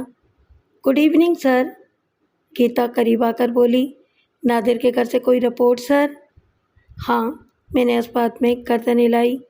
کوئی سراغ ملا سر؟ گیتا نے پوچھا۔ میں نے نفی میں سر ہلا دیا۔ مجھے عائشہ نے بھیجا ہے سر۔ اس کے مطابق لڑکی اس کے بھائی آصف بیگ کے آدمیوں نے اغوا کی ہے۔ اسے اوکے کی رپورٹ جب دی جا رہی تھی تو عائشہ 7 والے کمرے میں تھی۔ آصف نے ان سے کہا تھا کہ لڑکی کو مولدات مسلی کی تحویل میں دے دیا جائے۔ کیا عائشہ نے بتایا نہیں کہ مولدات کہاں رہتا ہے؟ نہیں، اس نے پہلی بار یہ نام سنا ہے۔ جاؤ گیتا اور عائشہ۔ نہیں سر، گیتا میری بات کاٹ کر بولی، مس عائشہ نے حویلی میں آنے سے منع کر دیا ہے۔ میں بے بسی سے ہونٹ کاٹ کر رہ گیا۔ FIR میں صرف ایک نام تھا، ہمایوں بیگ، اور گیتا آصف بیگ کا نام لائی تھی۔ اگر کوئی ایرا غیرہ ہوتا تو میں چڑھ دوڑتا، لیکن وہ ایک بااثر باپ کا خود سر بیٹا تھا، اس لیے میں رسک لینے سے ہچکچا ہی رہا تھا کہ تھانے میں ہمایوں بیگ کی آمد کا غلغلہ ہوا۔ وہ اپنے چند حواریوں کے ساتھ اپنی موٹر پر آیا تھا۔ جب مجھے یہ بتایا گیا کہ اس کے ساتھ چادر میں ملبوس کوئی خاتون بھی ہے تو میں گیتا کو ساتھ لے کر آفس سے باہر نکل گیا۔ ہمایوں کے حواری احاطے سے باہری موٹر کے پاس کھڑے تھے اور ہمایوں ایک عورت کو سہارا دیے ہولے ہولے آتا دکھائی دیا۔ گیتا نے بڑھ کر اس عورت کو اپنی باہوں میں لے لیا تھا۔ میں نے اپنا وعدہ ایفا کر دیا انسپکٹر، हुमायूं बेग ने हाथ मिलाते हुए बताया। जुबैदा बेगम की बेटी बरामद कर लाया हूँ। जब मैं हुमायूं के अमरा ऑफिस में दाखिल हुआ तो गीता नुसरत को इसी चेयर पर बिठाकर उसके हाथ सहला रही थी। गीता अपनी स्कर्ट का ख्याल किए बगैर घुटनों के बल फर्श पर बैठी हुई थी। उसने यकीनन नुसरत की दर्मानदगी को महसूस कर लिया था। नुसरत के चेहरे पर जूं ही मेरी निगाह पड़ी, मैं सरतापा लरस गया। उसके होंठ फटे हुए और खून की पपड़ियां जमी हुई थीं। चेहरे पर दांतों, नाखूनों और चोटों के निशानात थे और लिबास भी जगह जगह से उथड़ा और मस्का हुआ था। उसने नींबा आंखों से मेरी जानिब देखा। न जाने इन निगाहों में क्या था। मेरा जिस्म छुरछुरा गया था। क्या वो दरिंदा? मेरी आवाज़ नफरत, दुख और जज्बात से फट गई। वो फरार हो गया है, हुमायूं ने जवाब दिया, लेकिन मेरे आदमी इसके ताक़ुब में हैं। वो मौलू मुसल्ली है इंस्पेक्टर, सज़ा याफ्ता भी है। माने बदमाश का दस्ते रास्त कहा जा सकता है। मैं नादिर भाई से मिलना चाहती हूँ इंस्पेक्टर, नुसरत ने खरखराती हुई आवाज़ में कहा। अभी नहीं नुसरत, आपकी हालत जब समझ जाएगी तो मिल लीजिएगा, मैंने मुलायम लहजे में जवाब दिया। नहीं, मैं ठीक हूँ, मुलाकात ज़रूरी है, नुसरत सीधी होकर बोली। क्या हर्ज है इंस्पेक्टर? हुमायूं ने सिफारिश कर दी। नादिर खान को बताना ज़रूरी है कि उसकी बहन को किसने अगवा किया था। मैं भी साथ चलूँगा। मैं चाहता हूँ कि जुबैदा बेगम की गलतफहमी दूर हो जाए। शाम का धुंधलका गहरा हो रहा था। हम हुमायूं की मोटर अस्पताल के पार्किंग लॉट में छोड़कर वार्ड में गए। मेरे साथ गीता, सुलेमान और हुमायूं बेग थे। नुसरत को गीता ने सहारा दे रखा था। नादिर खान के कमरे का संतरी अंदर बैठा नादिर खान के साथ फ्रूट खा रहा था। मुझे देखकर फ्रूट उसके हलक और मुंह में ही फंस गया था। मैंने उसे महकमाना डांट पिलाई। तुम नुसरत? नादिर खान तड़प कर उठा। तुम्हें यहाँ नहीं आना चाहिए था। जी नहीं, आना चाहिए था, नुसरत बोली, लेकिन आना ज़रूरी था। आपके लिए एक ज़रूरी पैगाम था भाईजान। मुझे हुमायूं बेग के कुत्तों ने नापाक कर दिया है। नहीं, नादिर खान हलक फाड़ कर चीखा और उसकी कलाई में लगी हथकड़ी झनक उठी थी। खामोश, नुसरत खड़क कर बोली, मेरी बात गौर से सुनो। नहीं नहीं नादिर खान, हुमायूं बेग आगे बढ़ा, इसे मोहलतात मुसल्ली ने। बकवास बंद कर कुत्ते, नुसरत ठाड़ी और बिजली के लश्कारे की तरह शक करके उसने सुलेमान के होल्स्टर से सर्विस रिवॉल्वर निकाल लिया। इससे पहले कि हम में से कोई अपनी जगह से हरकत करता, उसने गोली हुमायूं बेग के सीने में उतार दी थी। सुलेमान करीब था, उसने हाथ बढ़ाया, फिर दूसरी गोली चली और नुसरत लड़खड़ा गई। चंद सेकंड में खेल ख़त्म हो गया था। एक टूटी हुई नईफ लड़की जिंदगी की बाजी हार गई थी। मुझे उस नीम मुर्दा लड़की से इतनी जुर्रत और तेज़ी की तवक्को भी न थी। नादिर भाई, नुसरत ने तिपाही का सहारा लेकर चेहरा घुमाया। मैंने अपने बाप के कातिल से इंतकाम ले लिया है। आपको मेरे कातिलों से इंतकाम लेना होगा। अम्मी से कहिएगा मुझे माफ़ कर दें। मैं ग़लाज़तें लेकर अम्मी के सामने और उस पाक घर में नहीं जा सकती थी। मेरा कातिल आसिफ बेग है। उसने फिर मुझे मौलू के हवाले कर दिया था। मैं वहाँ ही मर गई थी। बस आपको अपने कातिलों के नाम बताने यहाँ अपनी लाश घसीट कर लाई हूँ। उसने तिपाही पर खून की कैं की और गीता की बाहों में किसी मासूम बच्ची की तरह आंखें मूंद कर सो गई। नादिर खान पर जैसे सख्ता तारी हो गया था। वो पथराई हुई आंखों से सामने दीवार को घूर रहा था। इंस्पेक्टर, वो ख़ौफनाक लहजे में बुड़बुड़ाया, मेरी बहन का पोस्टमार्टम ना होने देना। मैंने बोलना चाहा था, लेकिन मेरी आवाज़ हलक की चढ़ाई पर ही दम तोड़ गई। वो उठा और नुसरत की सर्द पेशानी को चूमकर उसका चेहरा चादर से ढांप दिया। मैंने इतने मजबूत असाब का शक पहली बार देखा था। इन दोनों की लाशें संभाल कर मुझे अपनी सर्विस और सुलेमान को बचाना था। रिपोर्ट में लिखा गया था कि रिवॉल्वर हुमायूं बेग की जेब से मुतवफ़िया ने यानी कि नुसरत बेगम ने निकाल कर एकदम 2 फायर कर दिए, लेकिन महकमे ने मुझसे जवाब तलबी की थी الزام یہ تھا کہ میں مدعی اور مدعا علیہ کو ایک ساتھ ملزم نادر خان کے پاس کیوں لے گیا۔ یہ الگ داستان ہے۔ کم از کم 6 ماہ تک محکمہ مجھے گھسیٹتا رہا تھا۔ ڈاکٹر سے ذاتی مراسم تھے۔ میں نے نادر خان کی درخواست پر کاغذی خانہ پوری کروا لی تھی اور نصرت بیگم کی لاش بغیر پوسٹ مارٹم کیے زبیدہ بیگم کے حوالے کر دی گئی تھی۔ میں خود ساتھ گیا تھا۔ سلیمان نے زبیدہ بیگم کو مالی امداد کی پیشکش کی تھی۔ اس نے معذرت سے مسترد کر دیا تھا۔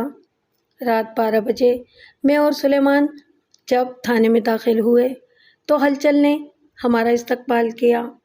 حوالدار گارڈ لے کر اسپتال جا رہا تھا۔ میرے آفس میں ڈی ایس پی صاحب بے قراری سے ٹہل رہے تھے۔ ملک، مجھے دیکھتے ہی وہ بولے، یہ تمہارے تھانے کو کس کی نظر لگ گئی ہے؟ کوئی آزمائش ہے سر، میں نے جواب دیا۔ میں نے تمہارا ٹرانسفر بائی نیم کروایا تھا۔ میرا خیال تھا کہ امن و امان کی بگڑتی صورتحال کو سنبھال لو گے، مگر پے در پہ حادثے ہونے لگے ہیں۔ جانتے ہو اب کیا ہوا ہے؟ نہیں سر، میں نے چونک کر جواب دیا۔ میں لاشیں سپرد کرنے گیا ہوا تھا۔ ہاسپٹل سے ملزم نادر خان سنتری کی رائفل چھین کر فرار ہو گیا ہے۔ وہ خبر نہ تھی بلکہ گھوسا تھا جو میرے دل پر لگا تھا۔ میں لڑکھڑا سا گیا تھا۔ میرے گھٹنوں سے جان نکل گئی تھی۔ آنکھوں کے آگے اندھیرے کی چادر تن گئی تھی۔ اندھیرے کے باوجود میرے ذہن کی آنکھیں بہت دور ایک نیا طوفان اور تباہی دیکھ رہی تھیں۔ نادر خان اسپتال سے دیکھتا ہوا انگارہ اور خون کا پیاسا درندہ بن کر فرار ہوا تھا۔ وہ ایک سلجھا ہوا اور تعلیم یافتہ نوجوان تھا۔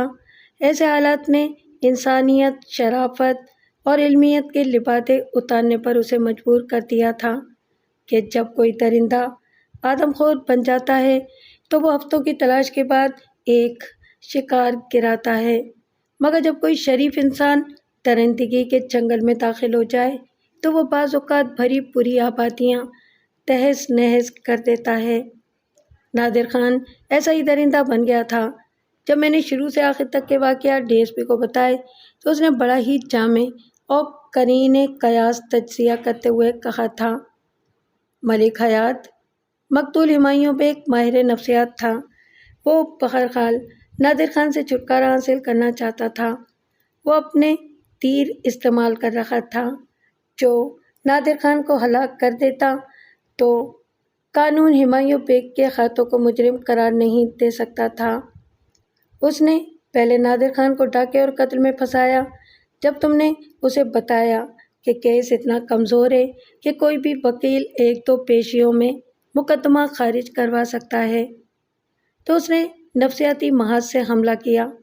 جب وہ لڑکی کو اس حال میں یہاں لایا تھا تو تمہیں سوچنا چاہیے تھا کہ نادر خان جیسا شریف بھائی اپنی بہن کی معصومیت کی کچلی ہوئی لاش کو دیکھ کر ایک دہکتا ہوا انگارہ بن جائے گا۔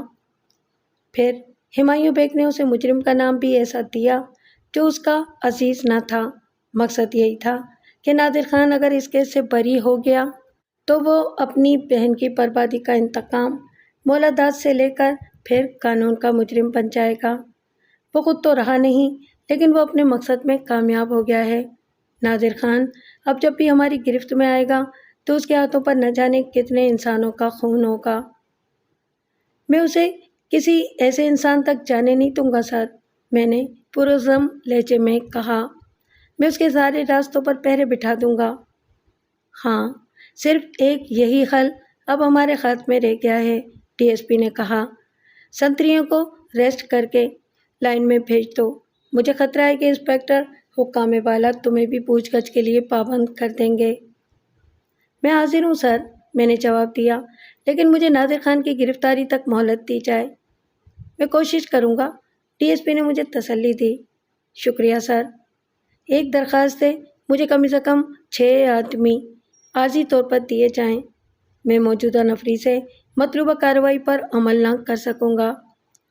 ڈی ایس پی نے وہیں بیٹھ کر لائن انچارج کے نام آرڈر لکھا کہ سٹی تھانے میں ایک ASI اور 6 کانسٹیبل بھیج دیے جائیں۔ امدادی پارٹی کو دوسرے دن آنا تھا اور میں نادر خان کو ڈھیل نہیں دینا چاہتا تھا۔ وہ مقامی تھا، اس لیے مطلوبہ شکار کو تلاش کرنے میں کوئی دشواری نہ تھی، جبکہ میں مولا داد کو جانتا تھا اور نہ ہی اس کے گھر تک فوری پہنچ سکتا تھا۔ میں نے برق رفتاری سے 3 آدمی ہمایوں بیگ کی حویلی کے لیے روانہ کر دیے۔ سلیمان کی سربراہی میں کچھ آدمی مولا داد کے گاؤں کے گرد پھیلا دیے اور خود ایک سپاہی کے ساتھ سادہ لباس میں نادر خان کی حویلی پر نگاہ رکھنے چلا گیا تھا۔ یقین تو نہ تھا، بس مہم سی امید تھی، نادر خان بہن کی تجہیز و تکفین کی رسوم میں چلا آئے گا، لیکن میری امید پر اوسی پڑی تھی۔ جب لوگ نصرت کا جسد خاکی دفنا کر واپس جانے لگے تو میں بھی ان میں شامل تھا۔ میری نگاہوں نے ایک ایک فرد کا بغور جائزہ لیا تھا، لیکن کسی پر بھی نادر خان ہونے کا شبہ نہیں کیا جا سکتا تھا۔ میں نے اپنے ٹھیکیدار دوست سے جیپ لے لی تھی تاکہ تمام پارٹیوں سے رابطہ رکھنے میں سہولت رہے۔ جب میں جیپ پر بیٹھنے لگا تو ایک نومول لڑکا گزرتے گزرتے ٹھہر گیا اور پھر جھجکتا ہوا قریب چلا آیا۔ میں نے سوچا شاید گاؤں تک لفٹ جاتا ہے۔ میں نے اسے پیچھے بیٹھنے کا اشارہ کیا تو وہ شکریہ ادا کر کے بیٹھ گیا۔ مجھے ایک پیغام دیا گیا ہے جناب، گاؤں کے قریب جا کر لڑکا بولا۔ نادر بھائی جنازے میں شریک تھا۔ مجھے یوں جھٹکا لگا جیسے بچھو نے ڈنک مارا تھا۔ جس نے دوسرے نمبر پر تلاوت کی تھی وہ نادر خان ہی تھا۔ تب مجھے وہ خوشحال خان خوبرو قاری یاد آیا جس کی آواز میں سوز تھا۔ اس نے پیغام دیا ہے کہ میں کام مکمل کر کے خود تھانے حاضر ہو جاؤں گا۔ کیا تم جانتے تھے کہ وہ قاری صاحب کے روپ میں ہے؟ نہیں جناب، لڑکے نے جواب دیا۔ قبرستان سے واپس آتے ہوئے اس نے مجھے پیغام دیا تھا۔ اس کا رخ کس سمت تھا؟ ادھر جی، لڑکے نے مین روڈ کی جانب اشارہ کیا۔ میں نے لڑکے کو اتار دیا اور خود ناہموار راستے کا خیال کیے بغیر جیپ دوڑانے لگا، لیکن شام تک صرف راستوں کی گرد ہی میرے جسم کے حصے میں آئی تھی۔ نادر خان نہیں ملا تھا۔ میں نے تمام پارٹیوں کو نادر کا خلیہ بتا دیا۔ رات 11 بجے سلیمان نے اطلاع بھجوائی کہ نادر خان نے چادر پوش عورت کا روپ دھار کر مولا داد بدماش کو چاقو گھونپ کر ہلاک کر دیا ہے۔ میں اڑتا ہوا وہاں پہنچا۔ مولا داد کے گھر میں کورام مچا ہوا تھا۔ گاؤں کے نمبردار نے لاش کے گرد چارپائیاں کھڑی کر رکھی تھیں۔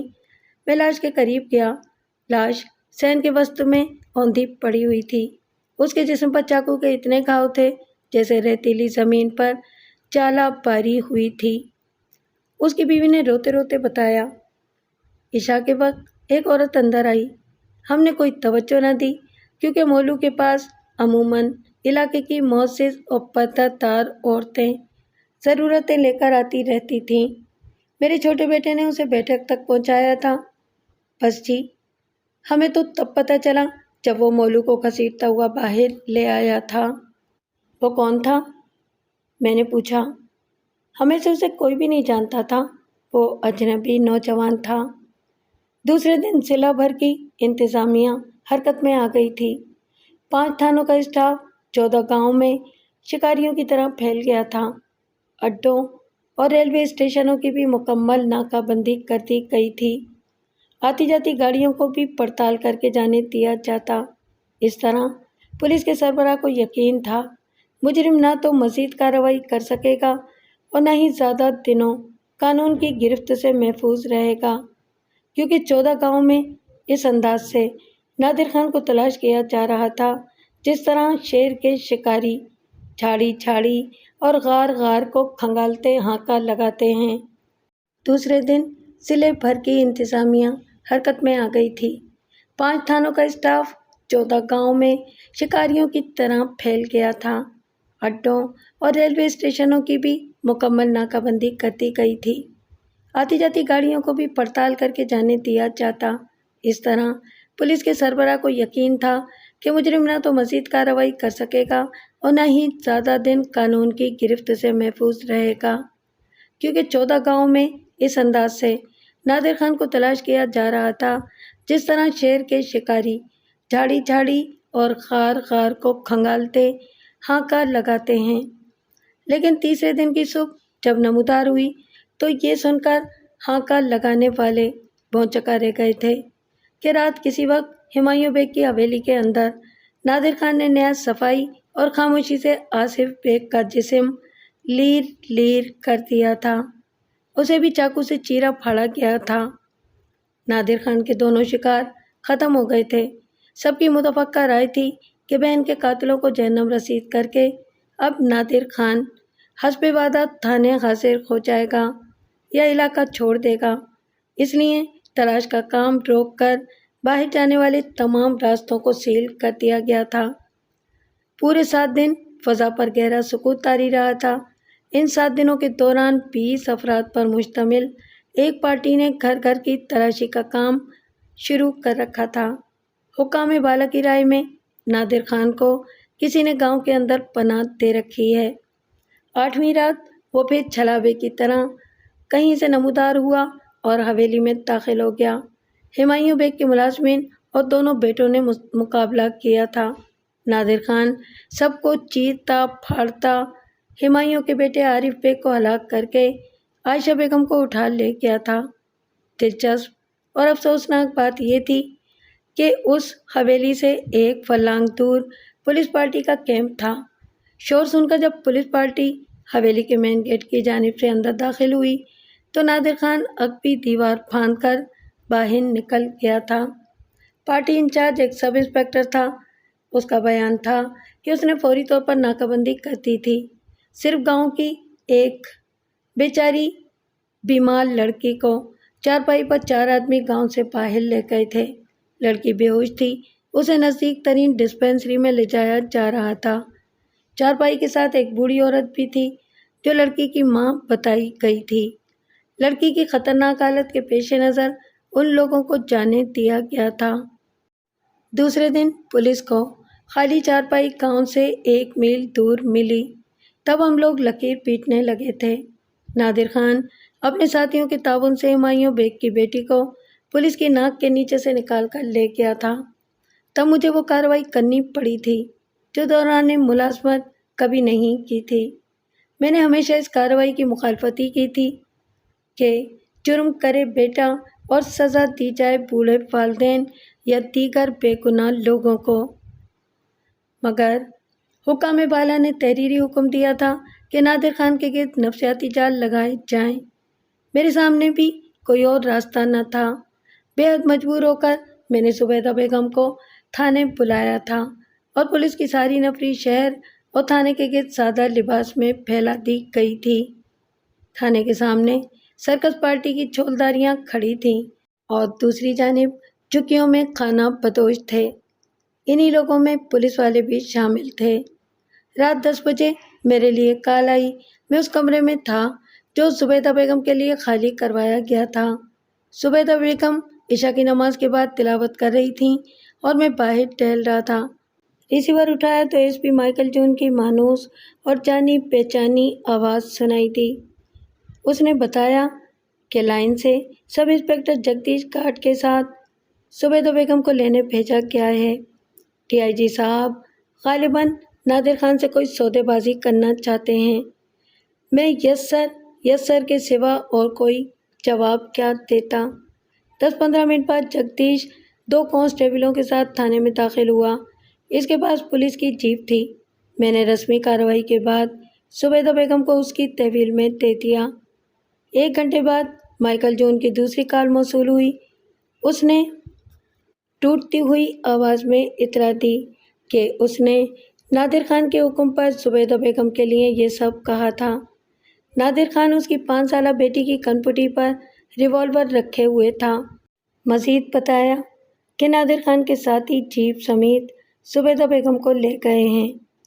اب یہ کیس مجھ سے دور بڑوں کے ہاتھوں میں چلا گیا تھا۔ پہلے نادر خان کو اشتہاری مجرم قرار دیا گیا۔ ضلع بھر کی پولیس کو چوکس کر دیا گیا تھا۔ پھر تلاش کا دائرہ آبادیوں سے نکال کر جنگلوں اور ویرانوں تک پھیلا دیا گیا تھا۔ علاقے کے کئی بے نام اور چھوٹے چھوٹے بدماش اور ڈاکو نادر خان کے ساتھ شامل ہو گئے تھے۔ اس طرح نادر خان کی قوت میں اضافہ ہو چکا تھا۔ آئے دن کوئی نہ کوئی خبر ملتی۔ وہ لوگ बड़े जमींदारों को निशाना बनाते थे। कत्ल व गारत और लूट मार का ऐसा बाजार गर्म हुआ कि इंतज़ामिया को नादिर खान के सर की कीमत का ऐलान करना पड़ा था।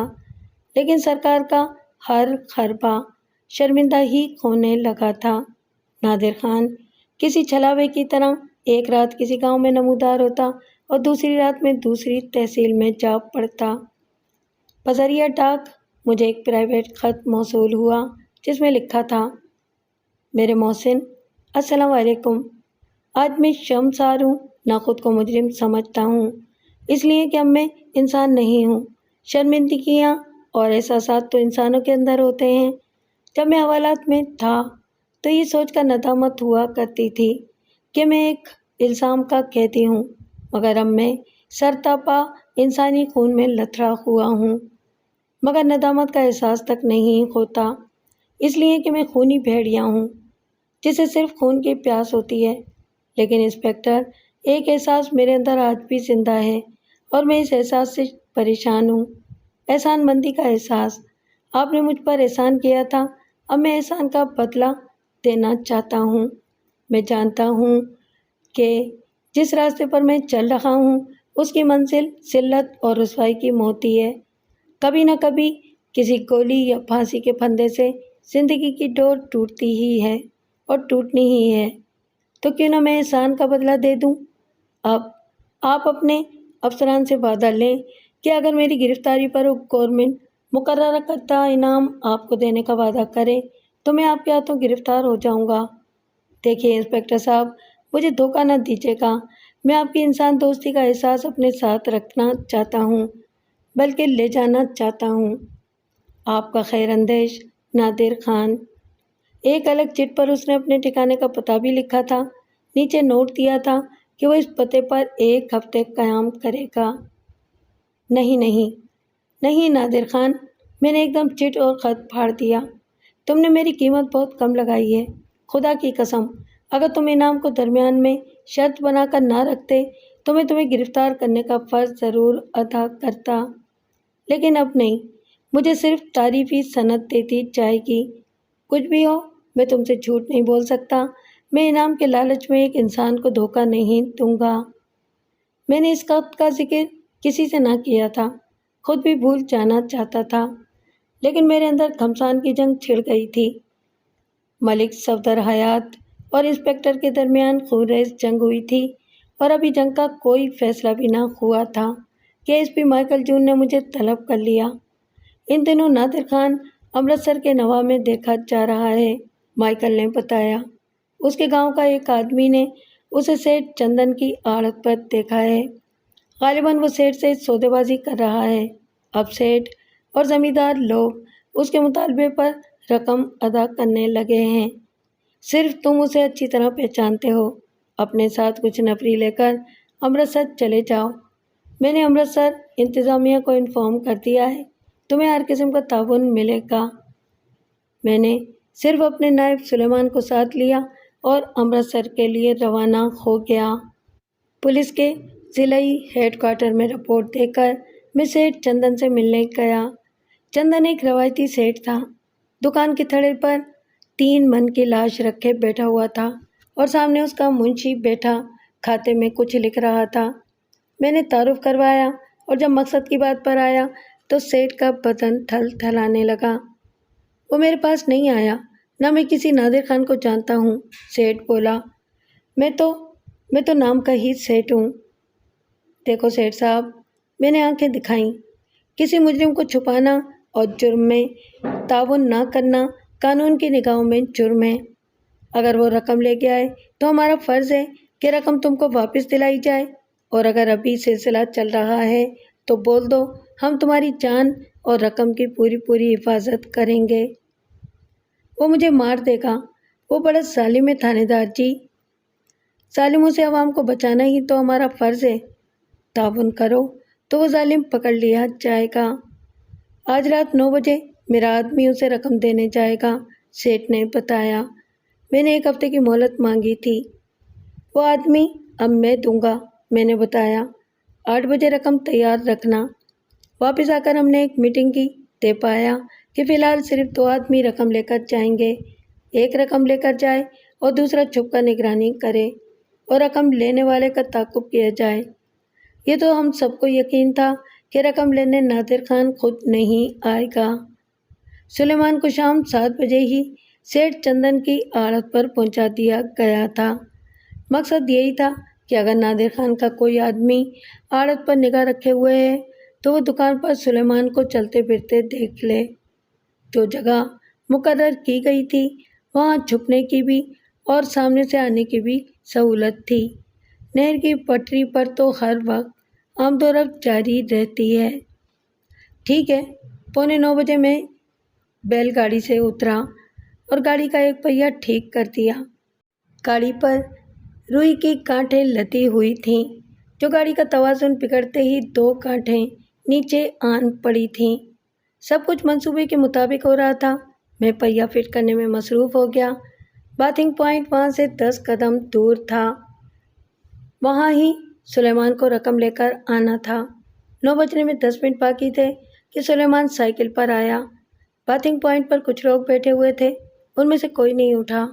سلیمان سائیکل کا چین چڑھانے میں مصروف تھا کہ ایک شخص کھیتوں کی جانب سے پٹری پر آیا اور سلیمان کے سامنے بیٹھ گیا۔ چند باتوں کا تبادلہ ہوا اور اس شخص نے کیریئر پر رکھا ہوا تھیلا اٹھایا اور پٹری پر چلنے لگا۔ پروگرام کے مطابق تھوڑا فاصلہ رکھ کر مجھے ڈاکو کا تعاقب کرنا تھا اور سلیمان کو میری پشت پر رہنا تھا۔ اس کے پاس بھی اسٹین گن تھی، لیکن مان ایک جیپ نے بساط الٹ دی تھی۔ سرکنڈوں میں کھڑی جیپ میں نہ دیکھ سکا تھا۔ جو ہی وہ شخص تھیلا وصول کر کے چند قدم چلا، جیپ قراتی ہوئی سرکنڈوں سے چھلانگ لگا کر نمودار ہوئی اور وہ شخص چلتی جیپ پر کود کر سوار ہو گیا۔ ہمارے پروگرام کو تو نادر خان کی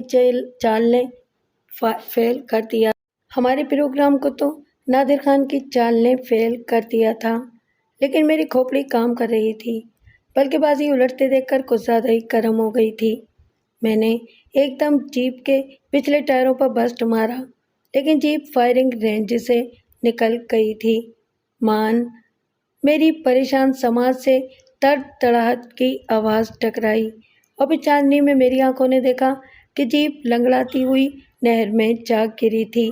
سلیمان نے اندھادھند فائرنگ کر کے جیپ کو بالکل ناکارہ اور ڈرائیور کو بے بس کر دیا تھا۔ میں بہاؤ کے رخ توڑنے لگا کیونکہ میں نے ایک آدمی کو ابھر کر غوطے میں جاتے دیکھ لیا تھا۔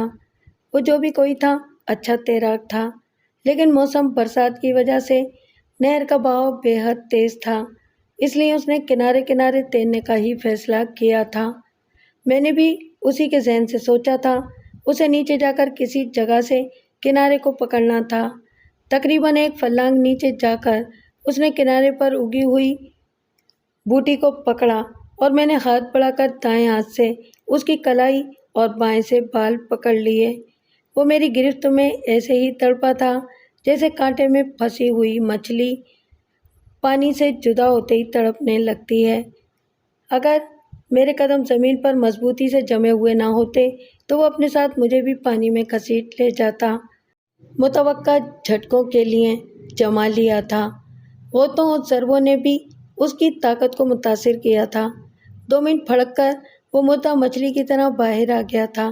میں نے اسے پیٹ کے بل لٹایا اور جلدی جلدی اس کی جیبوں کی تلاشی لے ڈالی۔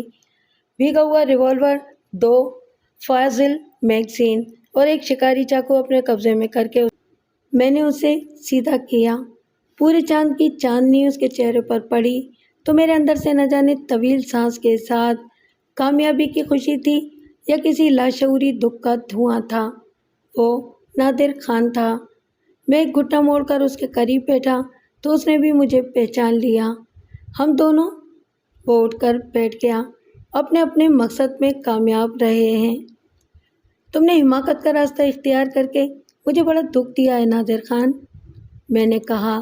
یقین کرو میں تمہیں اسپتال میں محفوظ کر کے اصل مجرم کے قریب ہو رہا تھا کہ تم نے سارا کھیل ہی بگاڑ دیا۔ مجھے کوئی ندامت نہیں انسپکٹر، وہ بولا۔ قانون بہت محتاط اور آہستہ قدم بڑھاتا ہے۔ پھر جو دوزخ میرے اندر دہک اٹھا تھا وہ آپ کے اندر نہیں تھا، اس آگ کو میں ہی سرد کر سکتا تھا۔ جس بھائی کی بہن کی چادر خلیج کر دی جائے اسے اپنے خون سے وہ داغ چھپانے پڑتے ہیں۔ میں درندہ بن کر تمام ظالموں کو چیر پھاڑ چکا ہوں۔ جس الزام میں مجھے گرفتار کیا گیا تھا اس جرم کا مجرم بھی میں نے ٹریس کر لیا تھا۔ قاتل مانا ڈاکو ہے۔ میں اسی کے تعاقب میں ادھر آیا تھا۔ اس کی لاش سول اسپتال کے مردہ خانے میں برائے شناخت پڑی ہوئی ہے۔ گزشتہ رات میں نے اسے ہلاک کیا تھا۔ کیا تم چل سکتے ہو؟ میں نے پوچھا۔ نہیں، نادر نے ایک مڑی ہوئی ٹانگ کو ٹہلاتے ہوئے بتایا۔ میری ٹانگ ٹوٹ چکی ہے۔ گولی سے؟ ہاں، پورا بسٹ لگا ہے شاید۔ میں نے اسے کندھے پر اٹھایا تب وہ بولا، کچھ گولیاں میری پیٹ کے نچلے حصے میں بھی لگی ہیں انسپکٹر۔ تمہیں طبی امداد دی جائے گی نادر خان؟ نہیں، وہ بولا، شاید ضرورت ہی نہ ہوگی۔ میری بات سن لیں، اماں اور عائشہ میرے ماموں کے گھر ہیں۔ اگر عائشہ واپس جانا چاہے تو اس کے لواحقین کو یقین دلا دینا ملک صاحب کہ اسے عزت و احترام کے ساتھ رکھا گیا ہے۔ ویسے شاید وہ نہ جانا چاہے، یہ اس کی مرضی ہے۔ نادر خان کے یقین کو عائشہ نے سچ ثابت کر دیا تھا۔ جب اسے لینے پولیس پارٹی گئی تو اس نے تحریری طور پر بیان دیا تھا کہ وہ اغوا نہیں ہوئی تھی، بلکہ اسی کے پیغام پر نادر خان اسے حویلی سے نکال لے گیا تھا۔ اس نے بیان میں یہ بھی لکھا تھا کہ نادر خان کو ظلم نے درندہ بننے پر مجبور کر دیا تھا، ورنہ وہ ایک معصوم شخص تھا۔ آخر میں اس نے کہا تھا کہ وہ آئندہ زندگی نادر خان کی والدہ کے سائے میں بسر کرے گی۔ نادر خان 2 ماہ زیر علاج رہ کر جب عدالت میں پیش ہوا تو میرے ڈھیلے ڈھالے سکم زدہ چالان اور ایک ماہر قانون دان کے مدلل دلائل نے ایک جرم کے علاوہ اسے تمام الزامات سے نکال لیا تھا۔ اس نے جتنے بھی قتل کیے تھے رات کی تاریکی میں کیے تھے، کوئی گواہ نہ تھا۔ عائشہ نے عدالت میں بیان دیتے ہوئے کہا تھا کہ جب میں نادر خان کے ساتھ حویلی سے نکل چکی تو حویلی میں شور سنائی دیا تھا۔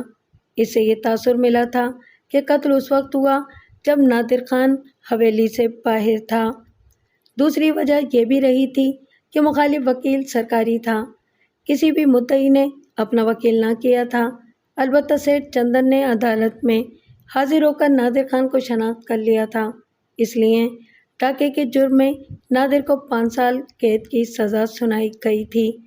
جب اسے جیل کی گاڑی میں بٹھا کے لے جایا جا رہا تھا تو میرے ساتھ زبیدہ بیگم اور ان کے پہلو میں عائشہ بیگم بھی تھی۔